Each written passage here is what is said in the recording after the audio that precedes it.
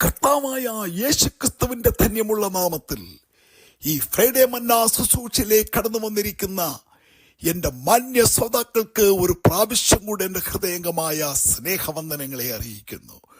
വീണ്ടും നമുക്ക് ഒരുമിച്ച് ദൈവസന്നിധിയിലായിരിക്കുവാൻ ദൈവം ഒരുക്കി തന്ന ധന്യമായ നിമിഷങ്ങളെ ഓർത്തുകൊണ്ട് ദൈവത്തെ നമുക്ക് മഹത്വപ്പെടുത്താം.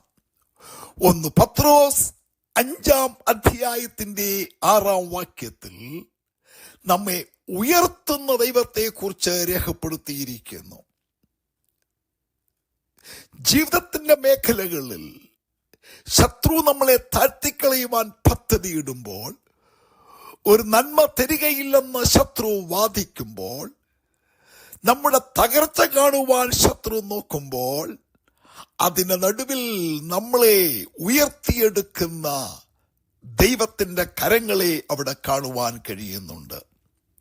എന്നാൽ ദൈവം നമ്മളെ ഉയർത്തണമെങ്കിൽ നാം ദൈവത്തിന്റെ ബലമുള്ള കൈക്കീഴിൽ താണിരിക്കണം എന്നുള്ളതാണ്. ഉയർത്തുന്ന സമയത്തെക്കുറിച്ച് പറഞ്ഞിരിക്കുന്നത് തക്ക സമയം എന്നുള്ളതാണ്. അപ്പോൾ ദൈവം നേരത്തെ ഒന്നും ചെയ്യുന്നില്ല, താമസിച്ചും ഒന്നും ചെയ്യുന്നില്ല. ദൈവം തക്ക സമയത്ത്, പ്രവർത്തിക്കേണ്ട സമയത്ത് ദൈവം ഉയർത്തിയെടുക്കുന്ന ദൈവമാണ്.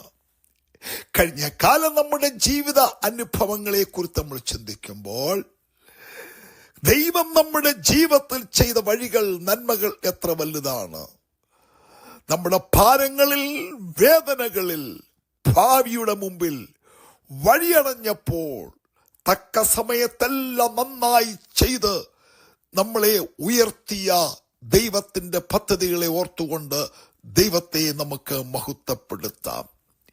മനുഷ്യരൊക്കെ അവരുടെ ആയിരിക്കുന്ന താഴ്ചയിൽ നിന്നും, കഷ്ടതയിൽ നിന്നും, വേദനകളിൽ നിന്നും ഒക്കെയും ഒരു വിടുതലും ഉയർച്ചയും കാണുവാൻ ആഗ്രഹിക്കുന്നു എന്നുള്ളതാണ്.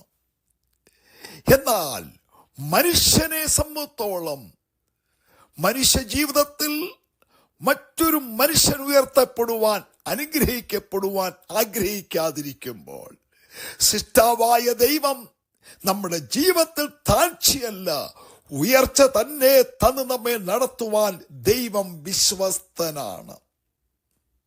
താണ കുഴിയിൽ നിന്നും കുഴഞ്ഞ ചേറ്റിൽ നമ്മളെ കയറ്റുന്ന നമ്മുടെ ദൈവം, ഉറപ്പുള്ള പാറമേൽ നിർത്തുന്ന നമ്മുടെ ദൈവം, കഴിഞ്ഞ കാല കുഴിയുടെ അനുഭവവും ചേറിന്റെ അനുഭവങ്ങളും മാറ്റി സ്തുതിയുടെയും സ്തോത്രത്തിന്റെയും ആനന്ദത്തിന്റെയും അനുഭവങ്ങളെ നൽകി തരുവാൻ കഴിവുള്ളവനായ കർത്താവ്. എന്നെ കേൾക്കുന്ന പ്രിയരെ, നിങ്ങളുടെ ജീവിതത്തിൽ നിങ്ങൾക്ക് വേണ്ടി പ്രവർത്തിക്കുവാൻ, ഇതുവരെ എൻ്റെ ജീവിതത്തിൽ എനിക്ക് ഉയർച്ചയില്ലല്ലോ, ഒരു നന്മ ഞാൻ കാണുന്നില്ലല്ലോ, എൻ്റെ ജീവിതത്തിന് മുമ്പെല്ലാം പരാജയങ്ങളാണല്ലോ, എൻ്റെ ജീവിതത്തിന് മുമ്പെല്ലാം വഴിയടഞ്ഞിരിക്കുന്നുവല്ലോ, ഭാരപ്പെടേണ്ട. നീ ദൈവത്തെ കാത്തിരിക്കുമെങ്കിൽ നിനക്കും ഒരു ഉയർച്ചയുടെ സമയമുണ്ട്. നിനക്ക് സൗഖ്യത്തിന്റെ നാളുണ്ട്. നിന്റെ ജീവിതത്തിൽ ഇടിഞ്ഞു പോയതിനെ പണിയുന്ന നാളുകളുണ്ട്. അതെ, സഭാപ്രസംഗിയുടെ പുസ്തകം 3-ാം അധ്യായത്തിന്റെ 1-ാം വാക്യത്തിൽ ജ്ഞാനിയായ ശലോമോൻ രേഖപ്പെടുത്തിയിരിക്കുന്നത് എല്ലാത്തിനും ഒരു സമയമുണ്ട് എന്നുള്ളതാണ്. അവിടെ മനുഷ്യ ജീവിതത്തിൽ ഏതാണ്ട് 28 വിധത്തിലുള്ള സമയത്തെയും കാലങ്ങളെയും പറ്റി രേഖപ്പെടുത്തിയിട്ടുണ്ട്. അതുകൊണ്ട് നിന്റെ സമയത്തിന് വേണ്ടി നീ കാത്തിരിക്കുക എന്നുള്ളതാണ്. ക്ഷീണിച്ചു പോകരുത്. ഉയർച്ച തരുവാൻ, നിന്നെ സഹായിക്കുവാൻ, നിന്നെ ശക്തീകരിക്കുവാൻ, നിനക്ക് വേണ്ടി കരുതുവാൻ അവൻ കഴിവുള്ളവനായ ദൈവമാണ്. നാം ജോസേഫിന്റെ ചരിത്രത്തെ കുറിച്ച് നാം പഠിക്കുമ്പോൾ, ഒരു നല്ല ഭാവിയുടെ ദർശനം ദൈവന് കൊടുത്തിരുന്നു. പക്ഷെ ആ ദർശനത്തെ പൂർത്തീകരിക്കാതിരിക്കുവാൻ പുറത്തു നിന്നല്ല, അകത്ത് തന്നെ അവന് പോരാട്ടങ്ങൾ ഉണ്ടായി. അവന്റെ ദർശനങ്ങൾ അവനൊരു ഉയർച്ച ഉണ്ടാകരുതെന്ന് പറഞ്ഞുകൊണ്ട് അവന്റെ സഹോദരന്മാർ അവനെ പൊട്ടക്കുഴിയിലേക്ക് എറിഞ്ഞു കളഞ്ഞു എന്ന് കാണാൻ കഴിയുന്നുണ്ട്. എന്നാൽ അവന്റെ ദർശനത്തെ കൊടുത്ത ദൈവം അവനെ അവിടെ നിന്ന് ഉയർത്തുവാൻ മുഖാന്തരങ്ങൾ ഒരുക്കി.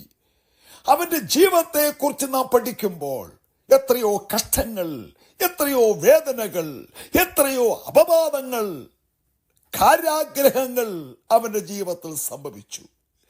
ഏതാണ്ട് 10-13 വർഷക്കാലം ആ ചെറുപ്പക്കാരന്റെ ജീവിതം അലയുന്ന, ഉലയുന്ന കഷ്ടതകളുടെയും നെടുവീർപ്പിന്റെയും വേദനകളുടെയും കാലഘട്ടമായിരുന്നു.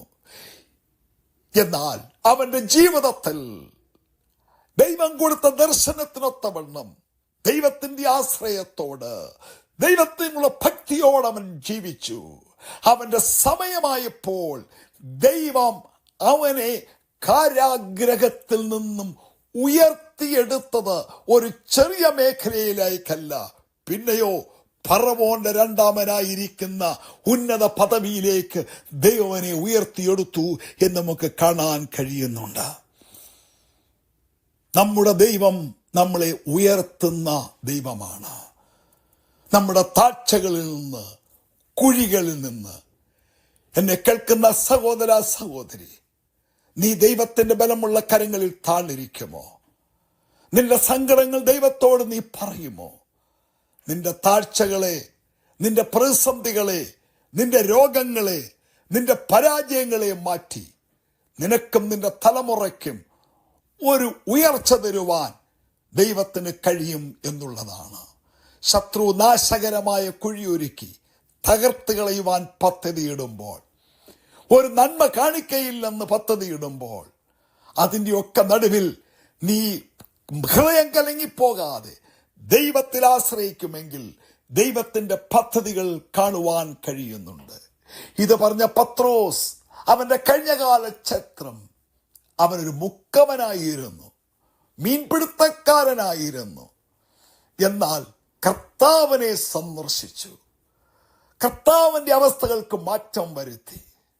മുക്കവനായിരുന്നവൻ, മീൻപിടുത്തക്കാരനായവൻ ദൈവനെ ഉയർത്തേണ്ട സമയത്ത് ഉയർത്തിയെടുത്ത് അപ്പോസ്തലന്മാരിൽ പ്രധാനിയാക്കി മാറ്റുവാൻ ദൈവത്തിന് അവനോട് കരുണ തോന്നി.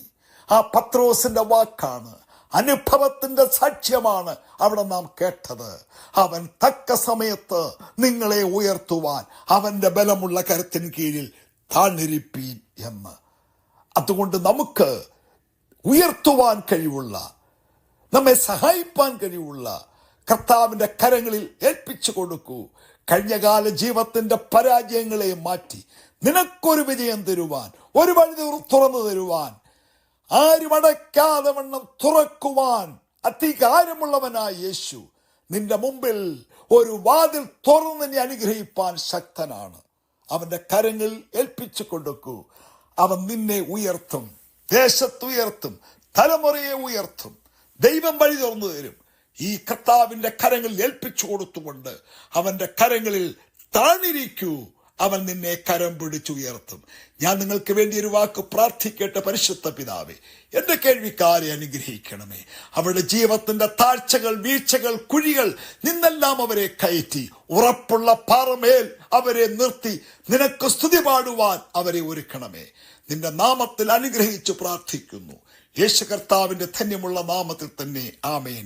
കർത്താവ് ചെറിയ വചനങ്ങളാൽ നിങ്ങൾ എല്ലാവരെയും അനുഗ്രഹിക്കട്ടെ. സ്നേഹത്തോടെ കത്തുസൂക്ഷയിൽ പാസ്റ്റർ കെ. സാമുവേൽ.